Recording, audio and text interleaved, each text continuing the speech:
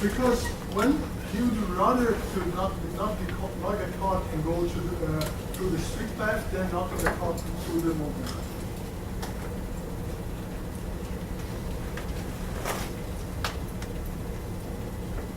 So in order to make him indifferent, the Nazi should go more often to the street.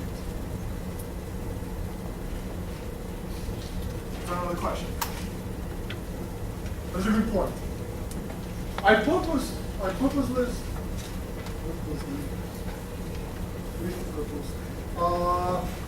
the names here, the number here, not symmetric, such that it wouldn't be 1/2 and 1/2. I don't want you guys to think that you can either mix strategy something always 1/2 and 1/2.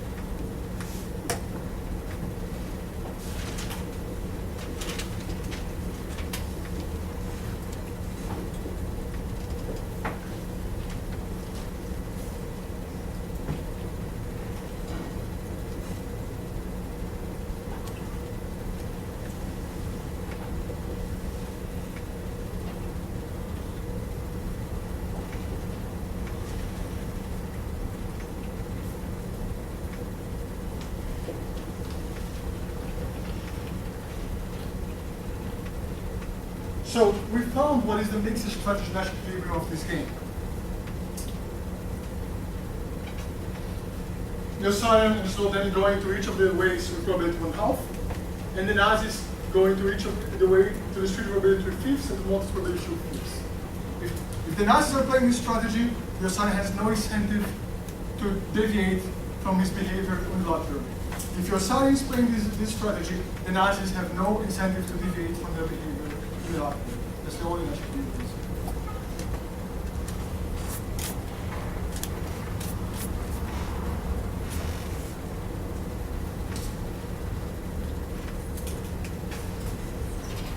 Okay. Any questions so far? I'm going to do another example here, and we're going to do as many examples today as you can, such that these maybe some of the concepts will clarify. I'm going to stop talking about your sine analysis now because you guys are and I am tired of this point. So I'm going to talk about the original penalty game.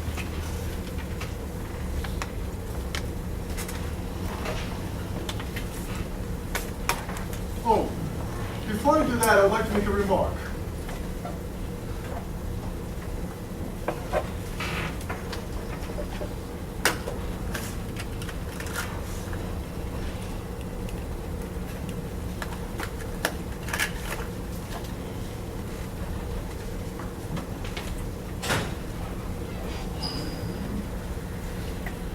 So, when you solve this problem here, in both times when you did the first order condition, here or here, the only solution was the case, the only actually solution in mixed strategy was the case where the first order condition was actually equal to 0 and that the probabilities that they choose disappear.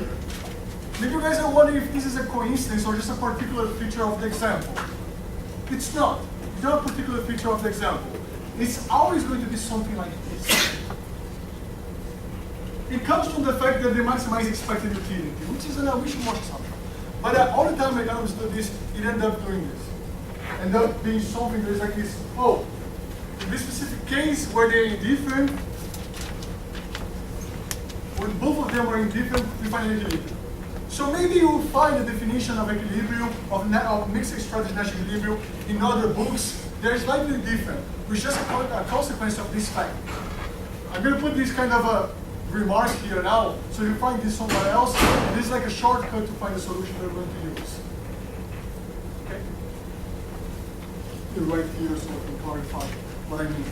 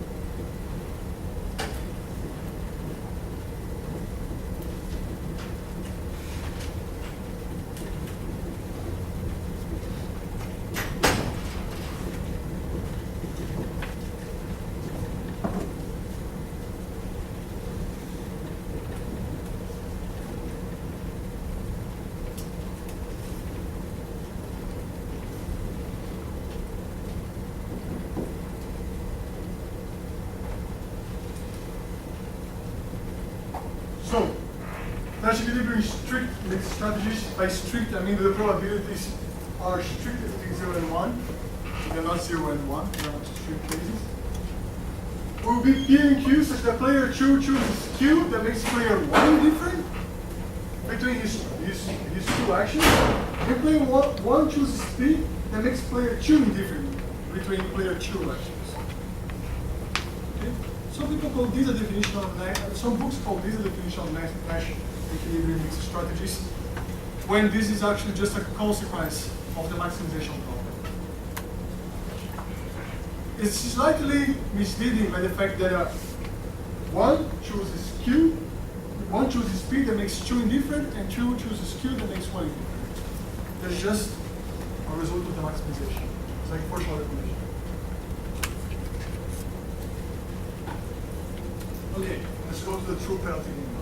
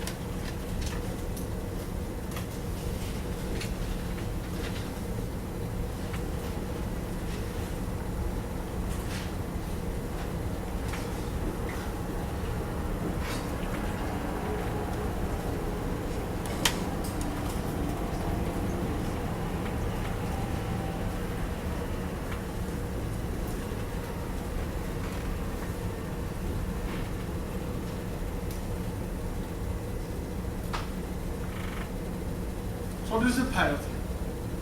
Okay? And Messi is going to kick against Casillas. I should write Neymar instead of Messi. Neymar is much. I'm going to do this in election. So for the example, I'm going to keep Messi. So he has face-to-face there, the game is 0-0. Okay? So if Messi kicks in the left and Casillas goes to the right, it's a goal for sure. And the outcome is 1 for Barca and -1 for Real. So Messi gets the payoff of 1 and Casillas gets off -1. The same thing happens if Messi kicks to the right. If Messi kicks to the right and Casillas jumps to the left.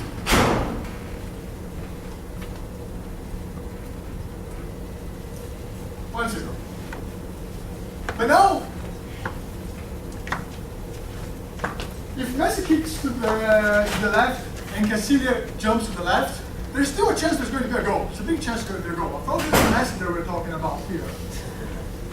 Right? So there's 60% of chance that it's actually going to be a goal.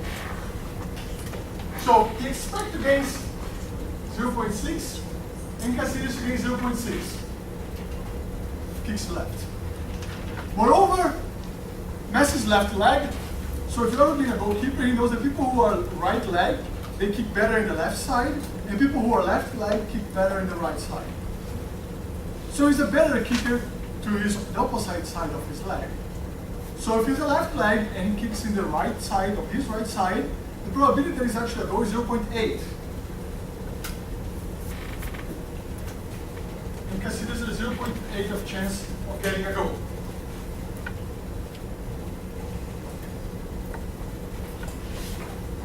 Of course, there's a question that now should be very trivial for you, at least for you guys who understand the word football, of what it means. But this is a very simple question for you. Is there a pure strategic Nash equilibrium in this game? A pure strategic Nash equilibrium in this game. So look there. Well, it's quite easy to deduce from one point that Diaz has raised here, saying that, look, they want different things here. Casillas wants to catch the ball and Messi wants to score the goal. So if Messi's kicking in the left, Casillas is going to jump to the left, because you get -0.6 and -1. Okay, if Messi's kicking in the right, Casillas is going to jump to the right, because you get to have -0.8 and -1. However, if Messi knows that Casillas is going to jump to the left, well, he'd rather get to kick in the right and get a goal for sure. And if he knows that he's going to kick, if Messi knows that Casillas is going to jump to the right, he'll try to kick in the left. So there are no pure strategy Nash equilibriums.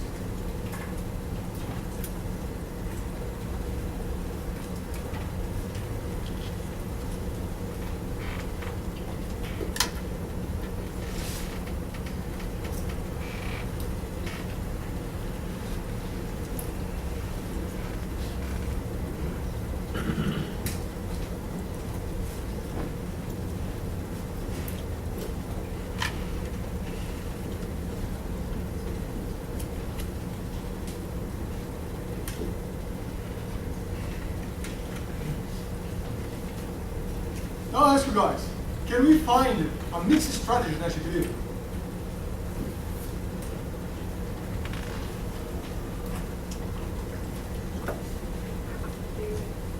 Anyway, how would you approach to find a pure strategy in Nash equilibrium?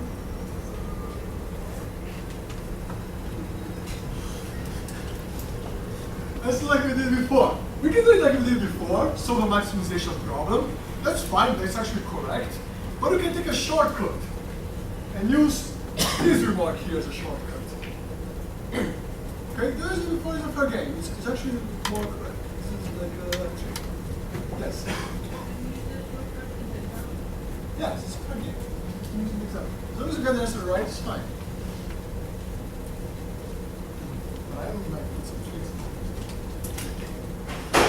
Yeah, I don't want you to do calculus without revision. You can have one calculus of all.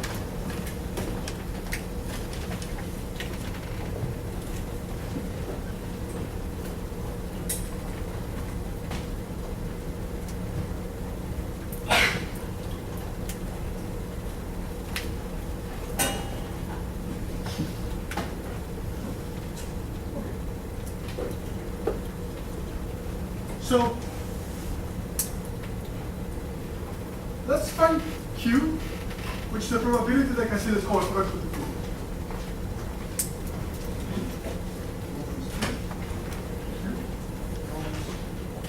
So let's find the probability that I can see the jumps to the left that makes mass indifferent between the left and the right. Okay?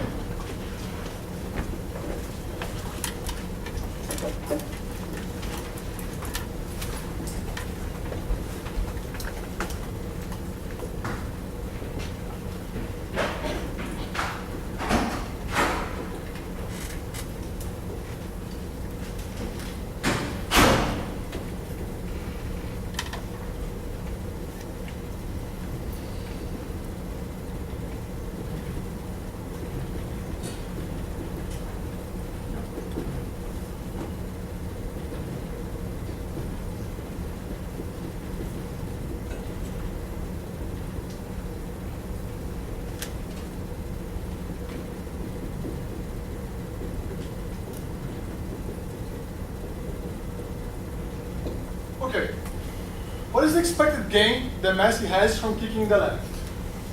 So, expected gain. Messi left as a function of Q. Well, if he kicks in the left, he gets 0.6, there's 6% of chance of probability Q. That is, if you can see this jumps to the right, to the left, there's still 6% of chance that they're gonna go. Plus 1 with probability 1 minus Q. Okay?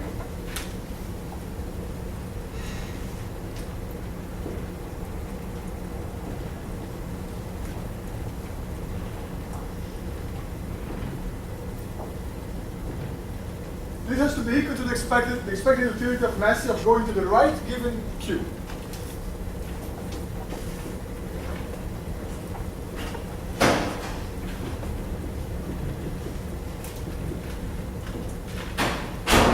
And someone help me here to figure out what is expected utility of going to the right.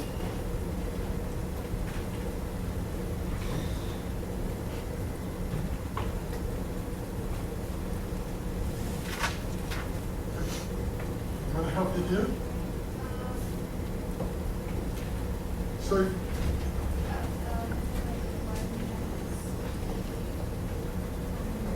if he's going for shoe for the right, he already decided he's going to kick to the right.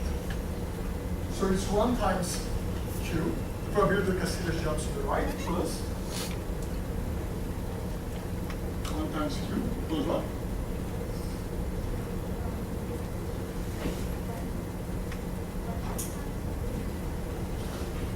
0.8, which is the probability that he's going to score the goal, times 1 minus 2, the probability that Casillas jumps to that side. Right? Okay.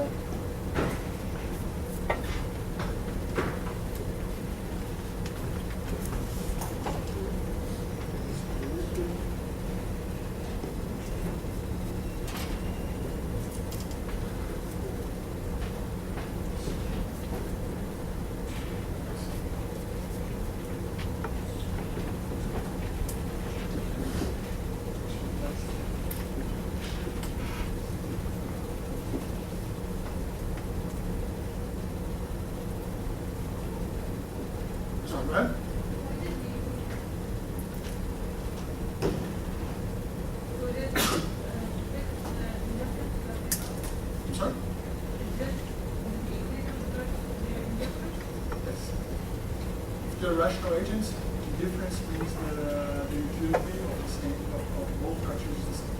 Expected the rational agents, the utility is the same. And if they maximize expected utility, it means that expected utility of the other is the same. And that's the truth that is here. If you set the whole problem and differentiate, you're going to get always a solve. Expected utility of going to one side is equal to expected utility of going to the other side. So I'm just telling you the trick here and I'm using the trick. Although I don't like the trick of the definition because the definition of Nash equilibrium is the same as that. Yes.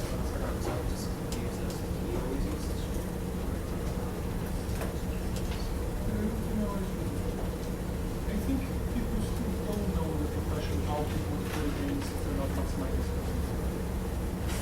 But it ends up being, because mathematics is just the fact that this is a linear problem. So if you differentiate a linear equation, it has to be, the equilibrium has to be equal.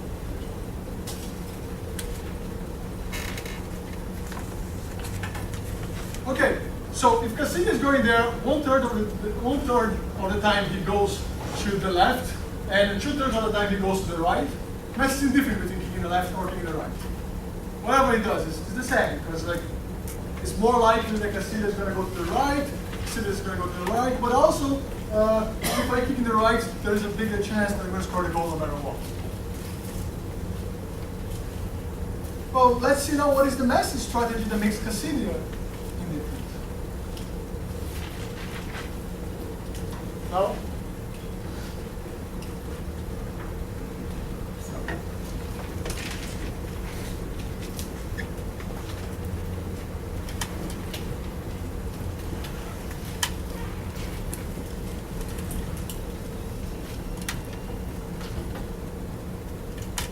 let's find the message.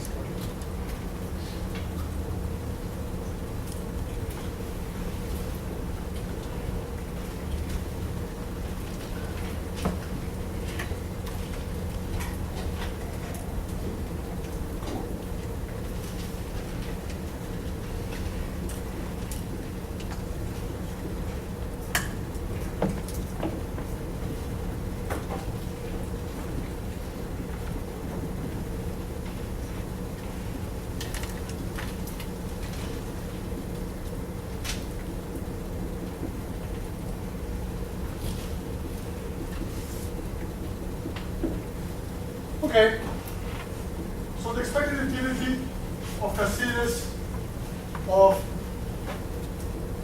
jumping left.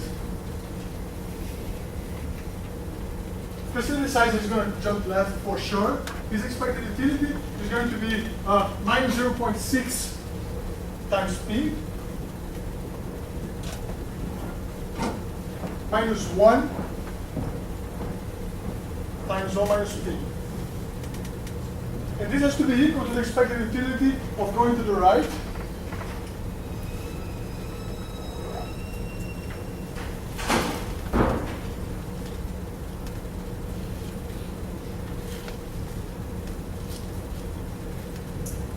Which is minus 1 times p minus 0.8 times 1 minus p. Okay.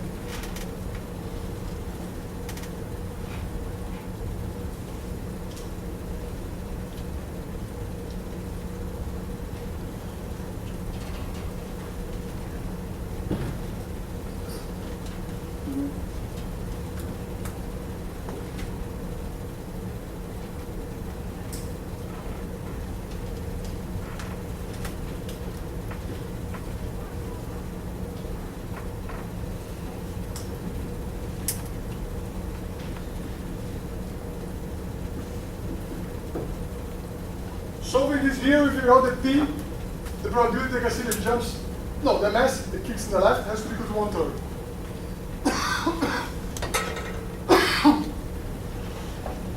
So the Nash equilibrium in mixed strategy here is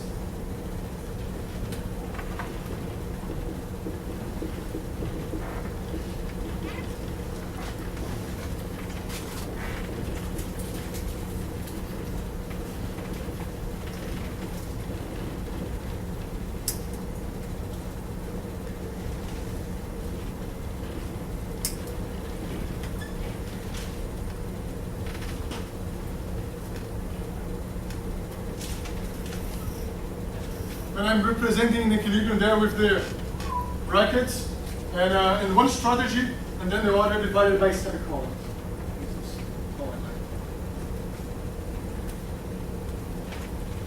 So the Nash equilibrium in this game is consider jumps to the left with 1/3 of probability, and massive kicks to the left with 1/3 of probability.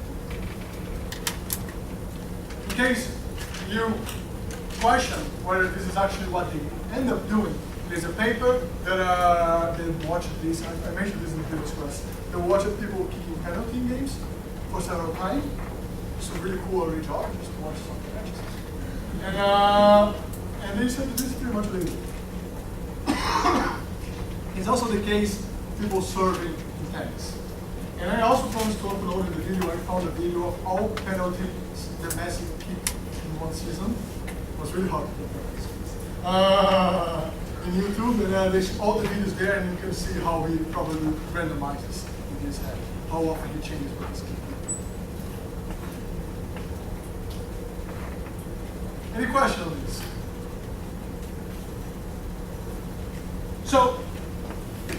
So far, we have seen 2 cases for finding the mixed strategy Nash equilibrium, where there was no pure strategy Nash equilibrium. And perhaps you're thinking that this is the only case where this applies. Well, when there's no pure strategy Nash equilibrium, there is going to be a mixed strategy Nash equilibrium. That's not true. And I'm going to show another example now, where there are mixed strategy Nash equilibria, and there are pure strategy Nash equilibria, and there is one mixed strategy Nash equilibria. And this game is a very classical game called the chicken game.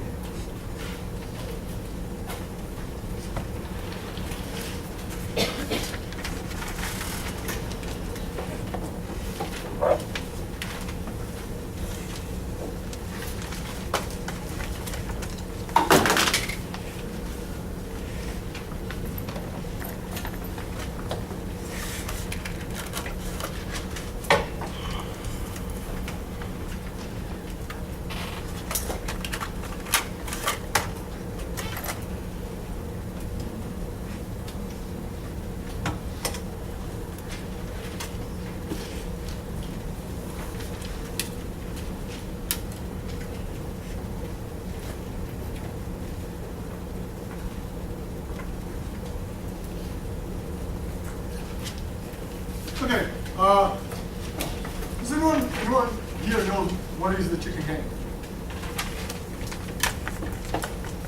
Have you guys seen Rebel Without a Cause? Have you seen Fast and Furious? I didn't know anything of it. So I think the example of Fast and Furious, which comes from Rebel Without a Cause, is like 2 guys, they face each other in the car, and they're going to try to see who is the chicken. So they go face to face, running the car towards each other, and who they face first is the chicken, and the other one is the macho guy. That's all the purpose of the game. This is very popular in studios. And in Rebel Without a Cause, so this game is called the chicken game, and you can model this game here in game theory. It's something like this. I'm going to stick to the original example.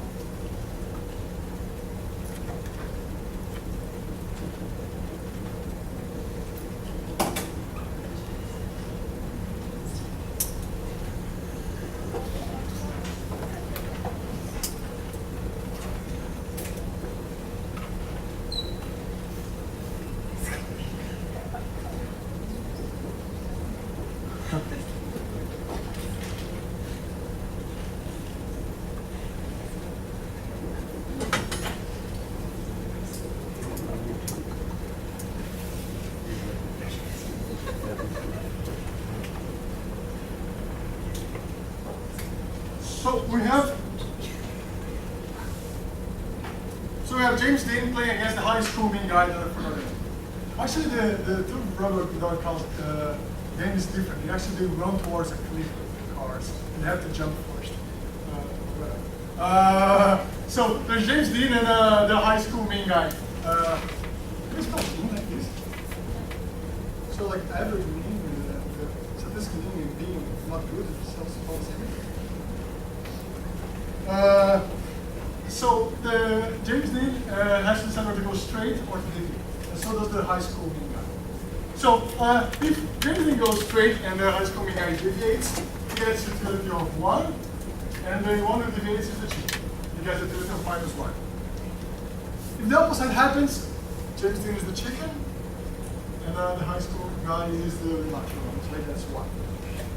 There is also the possibility that both of them deviate, which means that they go on with the reputation unchanged. There's also the probability that both of them crash the car face to face, and that's not fun. There's no way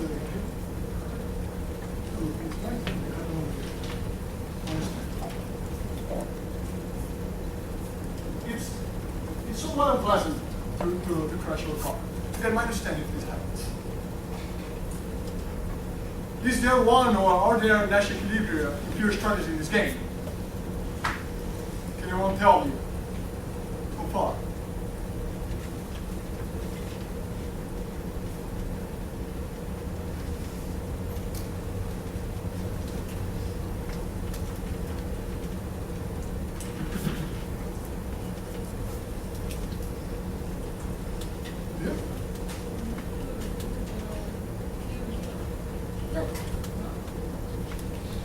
Let's look what we find out. Let's assume the high school mean guy is going straight. What does James Dean want to do? Deviate. I don't want to crash. But I know that he's going to deviate, that he is a chicken. I'm going to go straight. Fine so far. Let's see, what if James Dean is going to be straight? You know that he's going to go straight.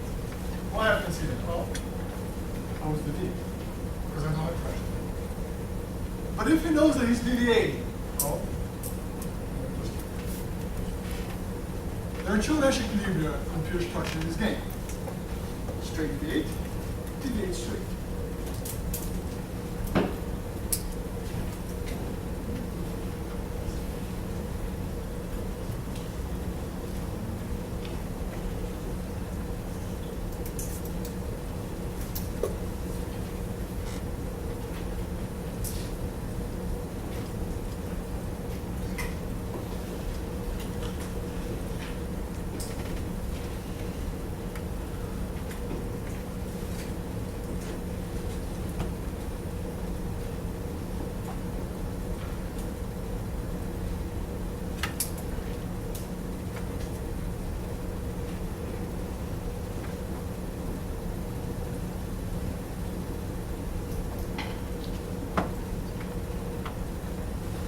Is there a mixed strategy that should deliver in this game?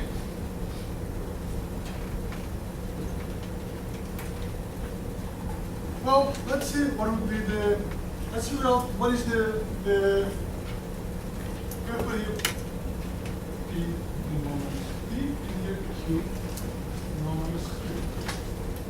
Let's figure out what is the Q that makes James Dean indifferent between going straight or deviating.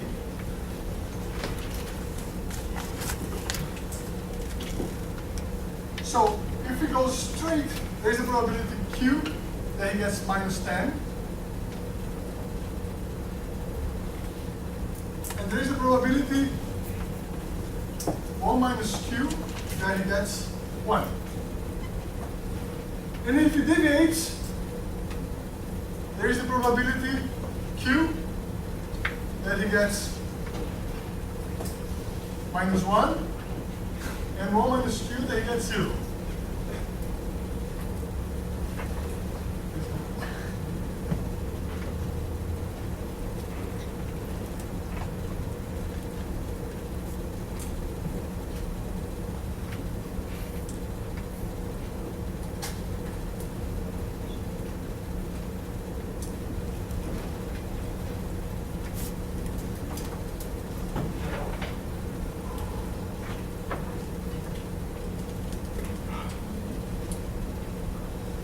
So,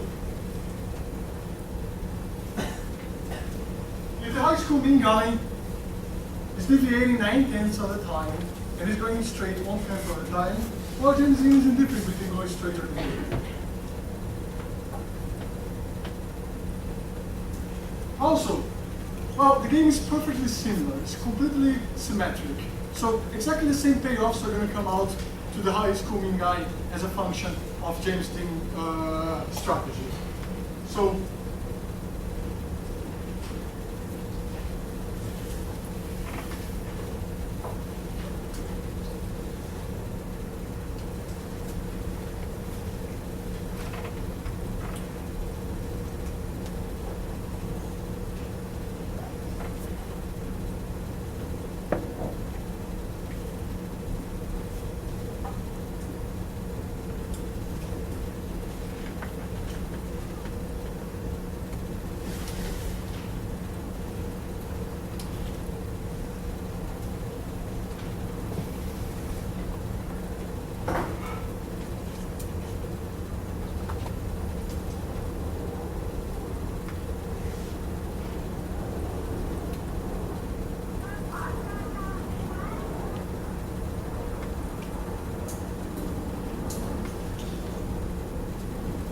So there is a probability. So we figured out that Q star equals to 1/10 and Q star equals 1/10 is a mixed strategy, strict mixed strategy Nash equilibrium.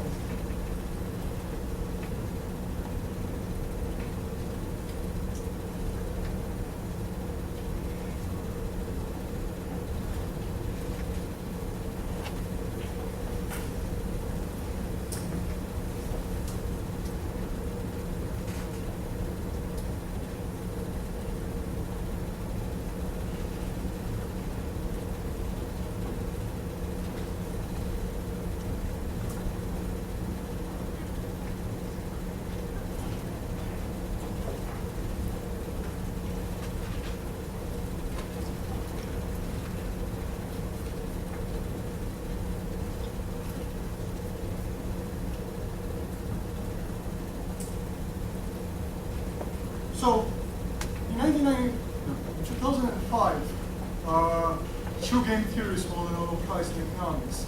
One of them was Ullman, the guy who Ullman, the Nobel theory. And the other one was Shelley. Shelley won the Nobel Prize writing basically for a book. It's very uncommon. He also has some papers. It's very uncommon that people get a book.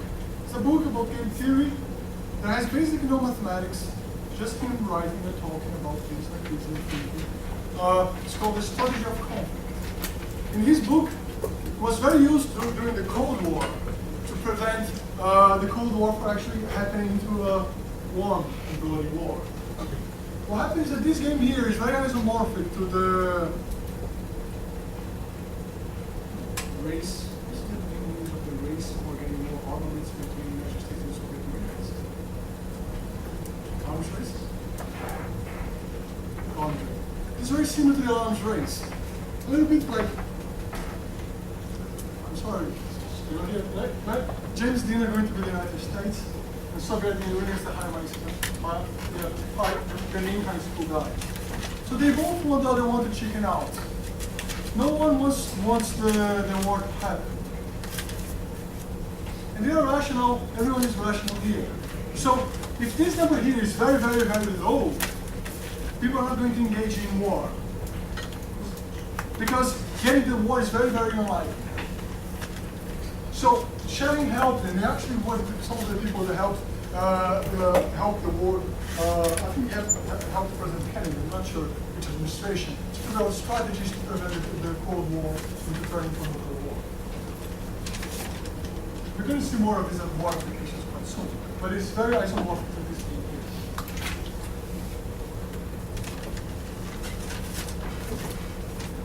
Any questions so far? So, yes.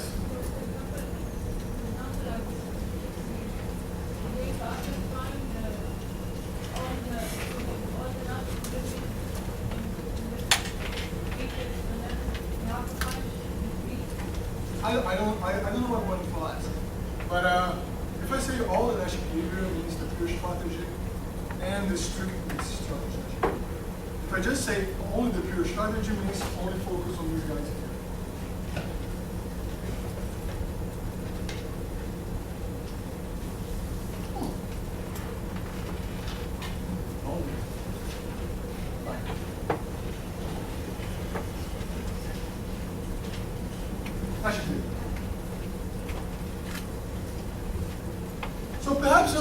thinking, oh, no, it's easy. There's always a strictly, every time there's a game, I can find a strict mixed strategy Nash equilibrium. Well, that's not exactly the case. Let's go back to the prisoner's dilemma.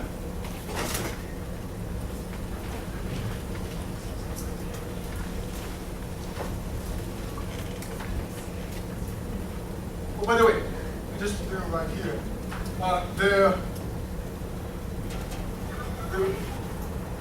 the highlight of this game is that this game has clear strategy and mixed strategy. Okay?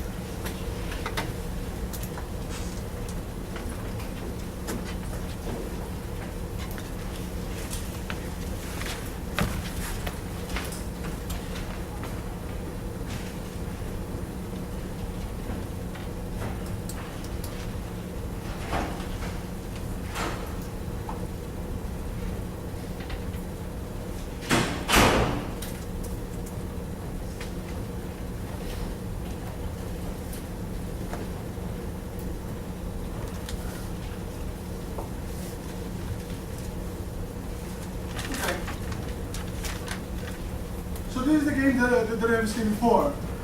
Okay? It's not that any assignment, they both get caught. They're back to the prison.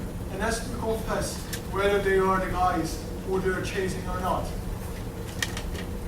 Apparently the lessons were good of catching people, but not very sure to make sure whether they're the prisoners or not, and they have to confess again. Well, we have seen what is the Nash equilibrium of this game. Okay? Actually, we have seen that to confess is a dominant strategy. If it's no Dan wants to confessing, so if no Simon wants to confess. But if it's no Dan is denying, Simon also wants to confess. And the same thing for no Dan.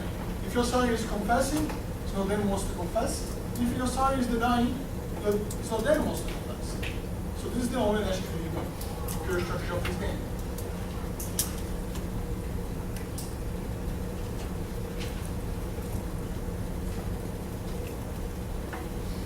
Is there a pure strategy Nash equilibrium in this game?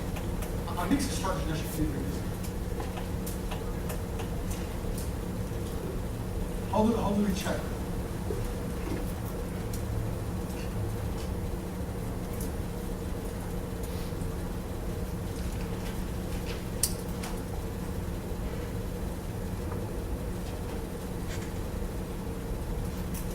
How have we been doing this so far?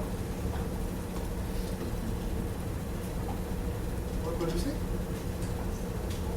Let's try to set an equal, right? Let's see if there is a probability that there's no man is confessing that makes your sign different between confessing and not confessing.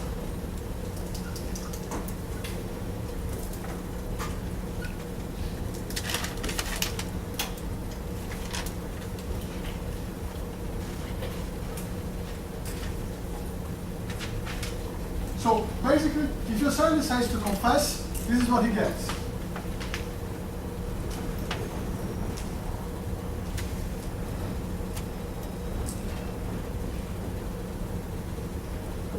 There's Q probability that he gets -3. But there is also 1 minus Q probability that he gets 0.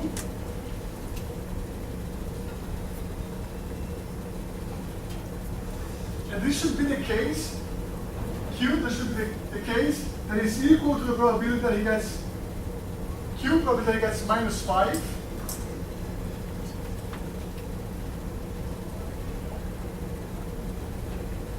-1 minus 1 minus Q probability that he gets -1.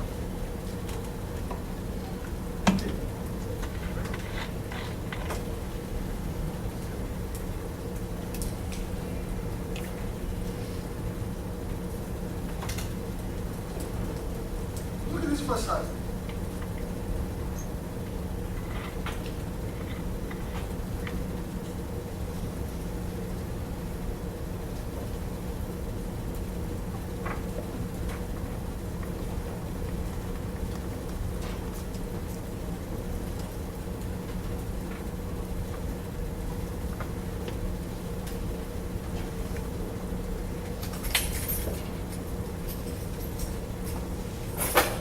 Must be equal to Q minus 1 minus Q.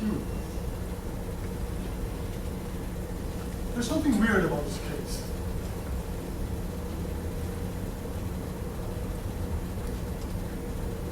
What is slightly weird?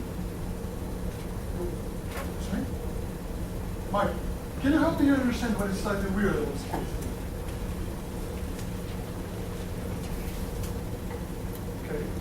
Can you see the matrix? Do you think there's going to be a strict mixed strategy that should be?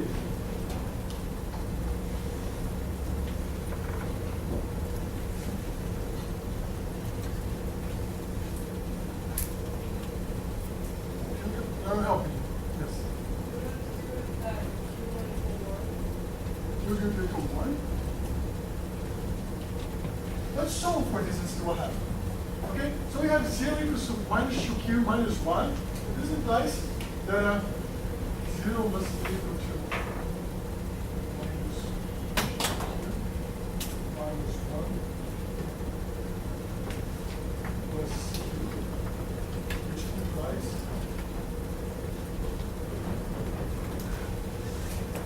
Q equals minus 1. Figure out the negative number. It doesn't make any sense. Probabilities have to be between 0 and 1. What happened is he will use the trick, he didn't use the first order condition. Both of them would show you the same thing. If we did the first order condition here, we probably would realize the first order condition gives more intuition, because by solving that we will realize what's going on here.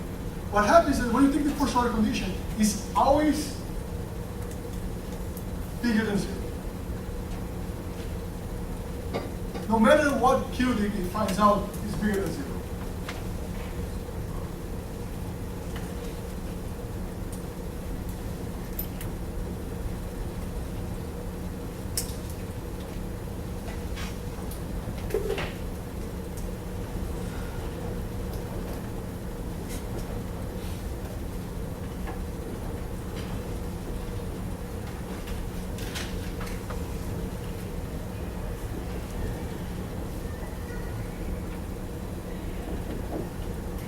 If you do the same thing for no them, you're going to also find that P has to be negative, has to be minus 1.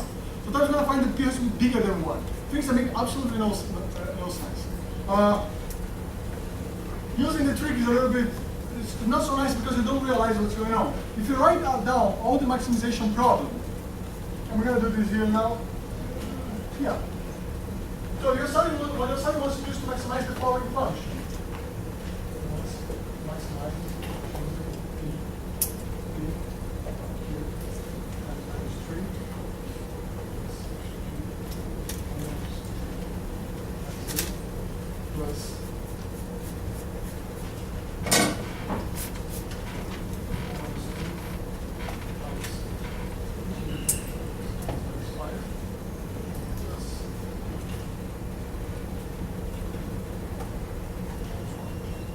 That's what he wants to maximize. If I differentiate this guy here, first order condition is minus 3q, 0, 5q plus 5q,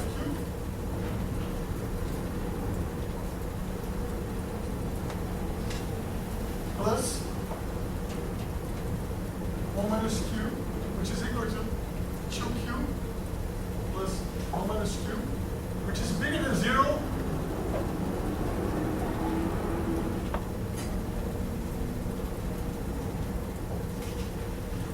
So the first order condition is always positive, which means that he wants to confess all the time. Which makes sense after all. If you remember when you solved this game, we saw that to confess is a dominant strategy. It's the best thing that your side can do, no matter what your Snowden is doing. So even if Snowden is randomizing some probability there, who cares? I'm going to confess no matter what. The same thing for Snowden. If you write down his maximization problem, you're going to see that he always wants to confess. So maybe you're thinking, oh, the game always has a strict mixed strategy.